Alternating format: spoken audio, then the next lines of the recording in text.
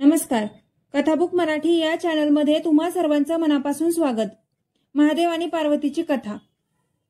महादेव आणि पार्वती कैलासावर बसलेली असतात.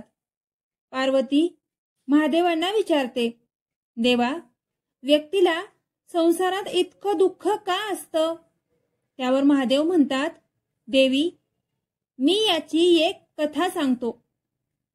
पूर्वीच्या काळी हिमालय पर्वताजवळ सत्यनारायण नावाचा एक गरीब भक्त राहत होता. तो गरीब असला तरी मनाने महादेवाचा अगदी निष्ठावंत भक्त होता. सत्यनारायण दर सोमवार श्रावण महिन्यात नदीत स्नान करून पर्वतावर जाऊन शिवलिंगावर फुले, बेलपत्र आणि नैवेद्य अर्पण करत असे. तो मंत्र जपायचा, ओम नमः शिवाय. त्याची भक्ती इतकी प्रामाणिक होती की गावकरी त्याच्या गरीबपणावर हसत, उपहास करीत. त्याला काही महत्त्वही देत नसत. पण सत्यनारायण कधीही निराश होत नसे. एकदा गावात भयंकर दुष्काळ आला. पीक पिकलं नाही, अन्न कमी पडलं आणि लोक भुकेले झाले. सत्यनारायणावर देखील संकट आलं. पण त्याने विचार केला, महादेव, मी गरीब आहे, पण माझी भक्ती खरी आहे. कृपा करशील का? त्या रात्री झोपेत महादेव स्वतः प्रकट झाले. त्यांनी तेजस्वी रूपात सत्यनारायणाला सांगितलं, सत्यनारायण, तुझी भक्ती शुद्ध आहे.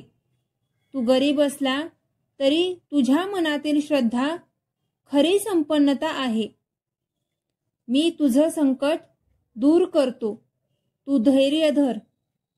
सत्यनारायणाने आनंदाने प्रार्थना केली, महादेव, मी सदैव तुमच्या भक्तीत निष्ठावंत राहीन. कृपया माझ्या गावकऱ्यांनाही दुष्काळातून मुक्त करा. महादेवाने त्याला आश्वस्त केलं. दुसऱ्या दिवशी सत्यनारायणाच्या शेतात भरून पीक आलं. गावकरी चकित झाले. त्यांनी आपल्या जीवनातील खरी भक्ती आणि निष्ठा ओळखली. सत्यनारायण गरीब असला तरी त्याने दुसऱ्यांना मदत करणं थांबवलं नाही. गरीब, श्रीमंत सर्व लोक त्याच्या भक्तीला श्रद्धांजली वाहू लागले. गावकरी शिकले की भक्ती ही फक्त बाह्य संपत्तीवर नाही, तर मनाच्या शुद्धतेवर आणि इतरांच्या सेवेत असावी. महादेवाने पार्वतीला सांगितलं की पार्वती, गरीब पण किंवा श्रीमंती ही फक्त बाह्य अवस्था आहे. खरी संपन्नता मनातील भक्तीत आहे. भक्ती इतरांच्या सेवेत असावी आणि हेच खरं पुण्य आहे. कठीण परिस्थितीतही मनाची श्रद्धा ठेवणारा भक्त कधीही हरत नाही.